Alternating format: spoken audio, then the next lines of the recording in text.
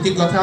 আরেকটি কথা আপনাদেরকে বলে দিই, আজকে যেমন আপনার ছেলে মেয়ের সাথে আপনারা আসছেন, ঠিক মাঝে মধ্যে আমরা যখন আপনাদেরকে স্মরণ করি, আপনার ছেলে মেয়েদেরকে নিয়ে তার জীবনের উন্নয়নের জন্যে, তার লেখাপড়ার উন্নয়নের জন্যে আপনাদেরকে আমি মাঝে মাঝে স্মরণ করব।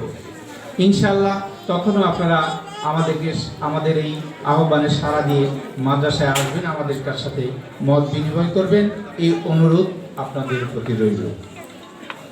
আমি দায়িত্বে আসার পর যত সমস্যায় পড়েছি, প্রথম থেকে নিয়ে কিছু না বললেই হয় না। প্রথমেই সমস্যায় পড়েই আমি এলাকাবাসী সহযোগিতাভাবে তুলে ধরলেন আমাদের সম্মানিত সাবেক সভাপতি সাহেব জনাব সৈয়দ আরজ আলী সাহেব।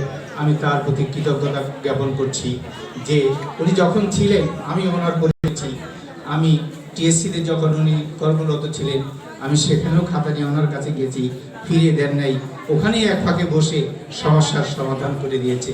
এই জন্য আমি ওনার প্রতি কৃতজ্ঞতা প্রকাশ করছি। আল্লাহ যেন ওনাকে নেক হায়াত দারাজ করেন এবং সমাজের উন্নয়নমূলক কাজে যেন আল্লাহ আমাদের সাথে ওনাকে ছায়ার মতো রাখেন দীর্ঘদিন, এই আশা ব্যক্ত করছি।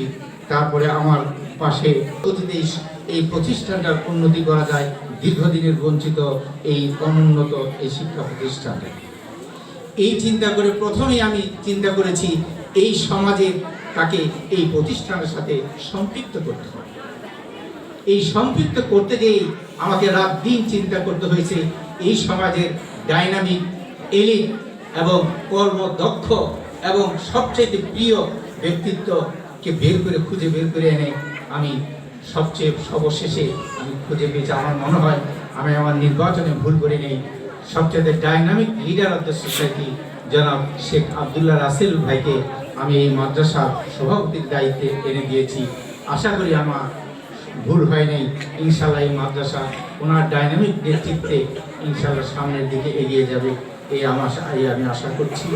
দ্বিতীয় আমি যেটা আশা করছি, সম্মানিত অতিথিবৃন্দ, আপনারা যারা আসছেন, আমন্ত্রিত অতিথিবৃন্দ, আমাদের এই মাদ্রাসার উন্নয়নের প্রথম দ্বিতীয় শর্ত হলো এই সমাজের উৎপতভাবে এর সাথে সম্পৃক্ত থাকা। যদি সমাজ এর সাথে জড়িত না হয় তাহলে এই মাদ্রাসার উন্নয়ন হবে না। যে কোনো সমস্যা যখনই আপনাদের স্মরণ করব তখন ইনশাল্লাহ, যেমন উনি এই বয়সেও আমাদের আহ্বানে সাড়া দিয়ে চলে আসছেন, এই জন্য আমি অত্যন্ত কৃতজ্ঞ।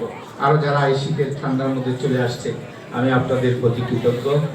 তো আজকে আর আমি কথা বাড়াবো না, আমাদের প্রধান অতিথি জনাব শেখ আবদুল্লাহ রাসেল সাহেব কথা বলবেন। আমি আরেকটি কথা বলি, আমার দায়িত্বশীল হিসেবে আমার উপর দায়িত্ব ছিল যে আপনাদের কথা এবং কাজের মূল্যায়ন আমার প্রথম দায়িত্ব ছিল। আমিও আমার পক্ষ থেকে শিক্ষকদেরকেও মূল্যায়ন করেছি এবং শিক্ষক